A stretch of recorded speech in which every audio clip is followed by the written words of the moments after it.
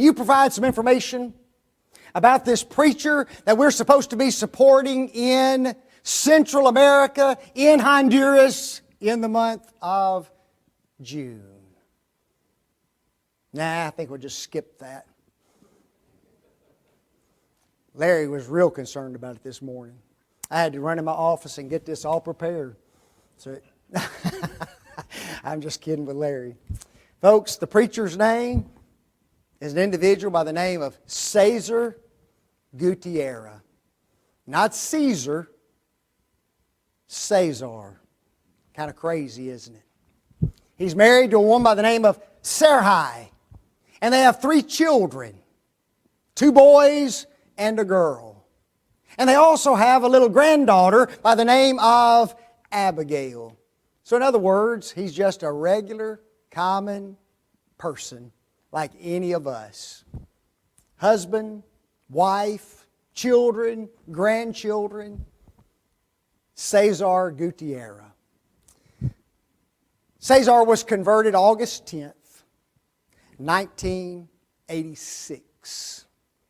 At that time, he was working in secular work, and he continued to do that for 3 or 4 years, but during the course of that time, he decided, I want to preach, and he preached for an entire year before he decided in 1990 to go to a preacher training school. And the one to which he went is the one that is located in Central America in Panama. From 1990 through 1991, a 2-year preacher training school. That school is built upon the same kind of curriculum as the preacher training schools in the United States. 2 full years of instruction. He graduated, and in 1993 he moved to a town called Tegucigalpa. That's the capital of Honduras. And he established a church in that city. But let's go back for just a minute. Honduras. There's where it's located, right in the very center almost of Central America, isn't it? It goes from one side to the other. From the Atlantic all the way to the Gulf of Mexico. Or to the Pacific. It is a republic just like our government is a republic. They vote in their president, they vote in their elected officials, and those officials represent them. The entirety of the population is only 9 million in number. Keep that number in mind in just a second. We said before that Tegucigalpa is the capital. I've been to Tegucigalpa. It's a pretty big city. In fact, 1.1 million people. 1/9 of the entire population lives in one city, Tegucigalpa. It was in that city that Cesar established a church in 1993. They're involved in factory work, they're involved in construction, they're involved in agriculture, they're involved in restaurants, and they are heavily involved also in tourism as well. Those are the big industries in Honduras and in and around Tegucigalpa. The predominant religions are Catholic and Protestant. When you look up how many are there, there's about equal balance of Catholics and Protestants, around 46-47% of each one of those groups. Again, the church was planted in 1993. The very first members of that congregation were no more than Caesar, his wife, and only his 2 boys at the time. A congregation of 4. Man, that'd be fun, wouldn't it? My kids would have gone nuts. This is it? Yep, this is it. Folks, today, they have their own church building. At the time, they had no building.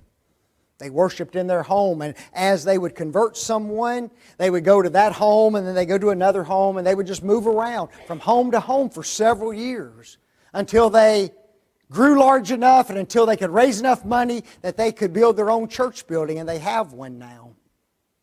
Presently, they have about 50 Christians, and I'm not talking about families, 50 Christians who are members of that congregation.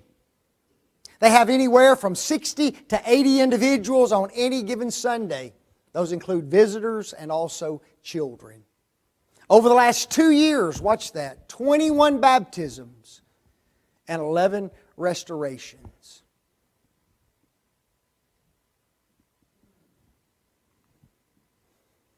Cesar does a lot of other work too, as far as spiritual work is concerned. One of the things that he does is mission work, especially with Latin American missions from Valdosta. They send groups down there all the time in various places. And those individuals, those preachers, located throughout all of Central America, when they know a group's there, they leave their home and they go down for a week and they work with that particular group while they're there. And the reason they are there is to be interpreters. Most of the people in Central America do not know English, folks. They speak only Spanish. If I go down there, we got a problem because I don't speak a lick of Spanish. That's wrong too, isn't it? No Spanish. So you have somebody that, as you speak, guess what they do? They translate. Right here we see Caesar translating for Spencer Broom. That brings back some memories, doesn't it?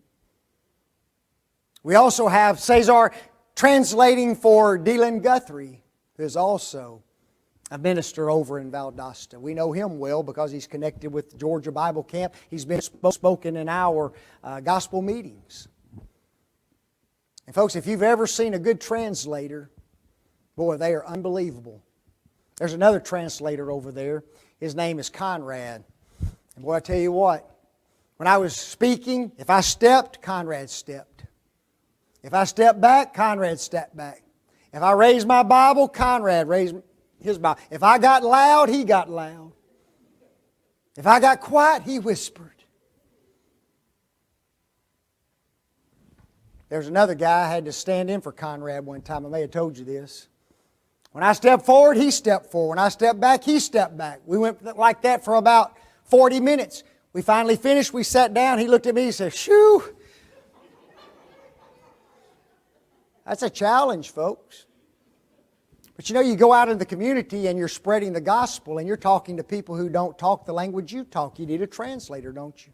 And sometimes there's things that we say and concepts that we need to get across, and we're speaking English, and your translator will say, "You need to stop a minute because I need to stop and explain this particular point to this individual so they will understand." You have to have a good translator.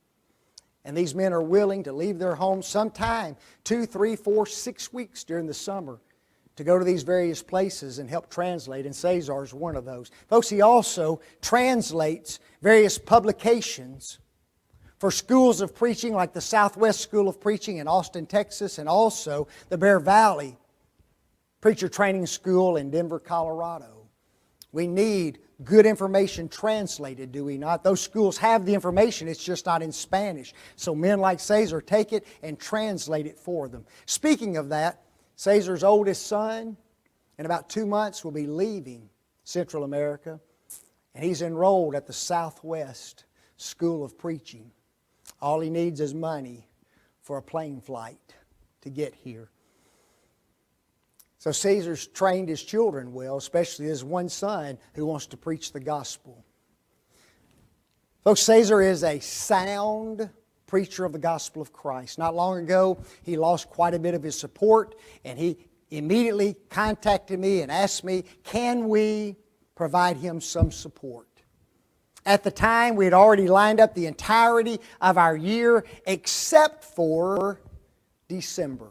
We had left that open for one more additional mission work. So I go to the elders, and the elders say, "Yep, let's support this man."